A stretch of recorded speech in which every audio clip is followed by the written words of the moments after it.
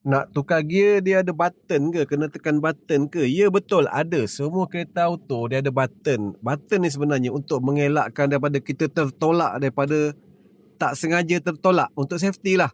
So contoh ini dari P, semua kereta dia akan button. Biasanya button ada kat depan ni, jenis model kereta lah. Button ada yang kat atas gear knob ni ada. Yang kat tepi gear knob ni pun ada button. Dia tengok jenis kereta. So dari P ke R memang ada button. Tak ada tak tarik button tak boleh sebab safety, takut tengah-tengah drive tertolak ke P ke apa kan. So tekan button. R, okey.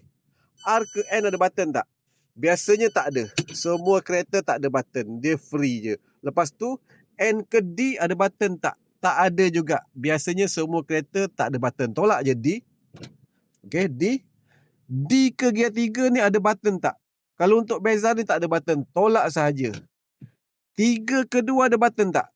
Ada. Sebab dia gear dia terlampau rendah. Contoh, kalau kita dekat highway tengah bawa 130, 140 ke, kalau daripada D4 tertolak ke 3, masih okey lagi. Enjin mengaum sikit, RPM naik, tapi masih boleh, tak teruk sangat. Tapi kalau tiba-tiba dari D kita tertolak ke gear 2, contoh, kita tengah drive laju 110, 120, gear 5, kereta manual, tertolak ke gear 2, apa akan jadi? Mengaum, boleh pecah gearbox.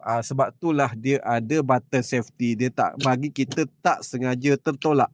Semua kereta ada button lock ni. Kalau Beza dia lock kat sini. Ada kereta dia letak kat atas ni button lock. Ada kereta dia letak kat tepi belah kanan macam itu, kita kena tekan. Okey? Itu saja. Semua kereta sama.